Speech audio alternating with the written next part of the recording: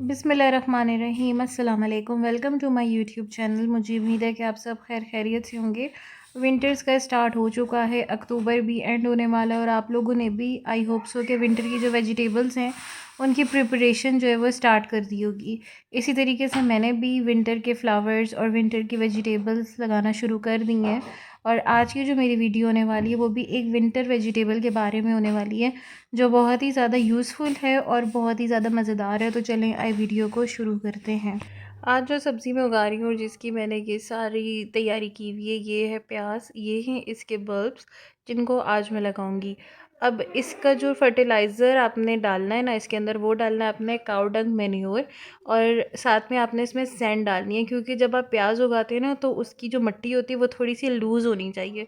बहुत ज़्यादा टाइट मिट्टी में जो बल्ब का साइज़ होता है एक तो वो बढ़ता भी नहीं है, दूसरी बात ये है कि वो उधर ही मर जाता है। तो इसलिए मिट्टी लूज़ होनी चाहिए ताकि प्याज जो है वो अच्छे से बढ़े और बहुत अच्छे से जो है वो उसकी प्रोडक्शन हो।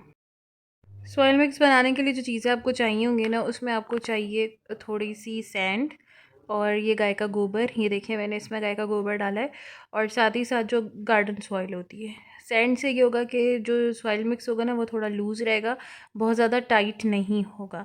ठीक है। और सेकेंडली ये है कि आपने इस चीज़ का ख्याल रखना है कि आप जहाँ पर भी प्याज को लगा रहे हो उसकी डेप्थ तो होनी चाहिए और साथ में उसकी चौड़ाई भी होनी चाहिए। अब मैं ना इस ये वाला जो फ्रूट क्रेट होता है उसके अंदर मैं आज प्याज लगाऊंगी। और एक चीज़ का और ध्यान रखना है आपने कि बहुत ज़्यादा पत्थर नहीं होने चाहिए आपके सॉइल मिक्स के साथ। अब इस तरीके का ये बल्ब मिलता है नर्सरी से। मैंने भी नर्सरी से ही इसके बल्ब्स लेकर आई हूँ।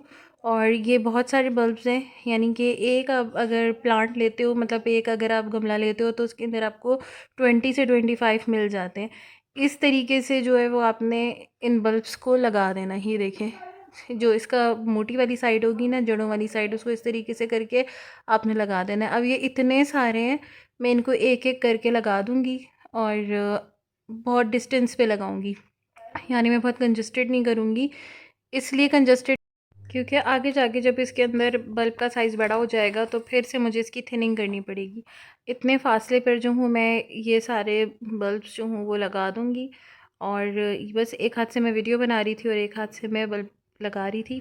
आपको इसकी लोकेशन का बहुत ज़्यादा ख्याल रखना है। ऐसा ना हो कि आप ये सोचें कि ये तो इतने छोटे छोटे से इतने टाइनी टाइनी से जो है वो बल्ब्स हैं, तो इनको अगर हम तेज़ धूप में रखेंगे, अक्टूबर का क्योंकि महीना है, तो ऐसा ना हो कि ये ख़राब हो जाएं। तो नहीं, आपने इनको फुल सनलाइट में रखना है और ये फन सनलाइट में ही ग्रो करते हैं। अगर आप इसे शेड में रखोगे तो शेड में क्या होगा कि ये पूरा का पूरा जो बल्ब है ना वो जल जाएगा, ख़राब हो जाएगा, क्योंकि ऑलरेडी से बहुत ज़्यादा पानी की ज़रूरत होती है।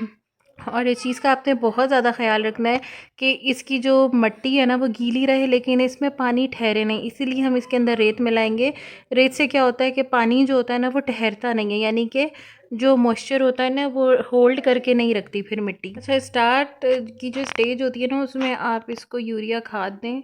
गाय के गोबर में यूरिया की मिकदार ज़्यादा होती है, या फिर आप इसे एनपीके भी दे सकते हैं। वो सिर्फ ये हेल्प करेगा कि इसके जो पत्ते हैं वो थोड़े से मज़बूत हो जाएंगे, इसका तना थोड़ा सा मज़बूत हो जाएगा और साथ में बल्ब को थोड़ा सा सेट होने में ना टाइम लगे, मतलब अच्छे से सेट हो जाएगा यूरिया खाद से।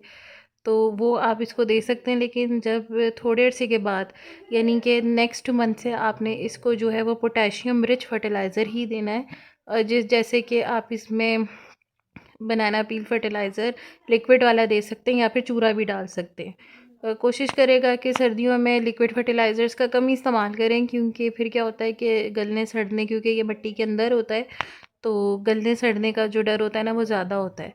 तो कोशिश करेगा कि जो ड्राई फर्टिलाइज़र्स होते हैं ना उस तरह की चीज़ें सर्दियों में अपनी वेजिटेबल्स वगैरह को दें। उससे ये होता है कि क्योंकि ओस वगैरह पड़ती है तो मिट्टी वैसी जो होती है बहुत ज़्यादा गीली हुई हुई होती है, तो वो थोड़ा-सा आपकी जो मिट्टी का जो भी मॉइस्चर होता है ना उसको लेवल कर देती है। इस तरीके से ना मैं सारे बल्ब्स इसमें लगा रही हूँ। साथ ही साथ प्याज को आप नवंबर से दिसंबर में और फिर फरवरी से मार्च में लगा सकते हैं। ये जो टाइम पीरियड होता है ना इसमें बहुत अच्छे से लगा सकते हैं। अब ये क्योंकि मैं साथ साथ वीडियो बना रही थी, देखिए इस तरीके से मैंने सबको अरेंज कर लिया और इस तरीके से ये सारे के सारे बल्ब्स मैंने लगा दिए। मेरी ऑलमोस्ट 2 बास्केट्स लगी थी जिनमें मैंने ये सारा कुछ लगाया था, ये देखें। और इसके बाद डेली बेसिस पे उसे पानी देना है। इसकी सनलाइट का ख्याल रखना है आपने। इसकी अपडेट मैं आपको डेली बेसिस पे देती रहूँगी। आई होप कि आपको मेरी वीडियो पसंद आई होगी ऑनियन लगाने के बारे में। सो मेरी वीडियो को लाइक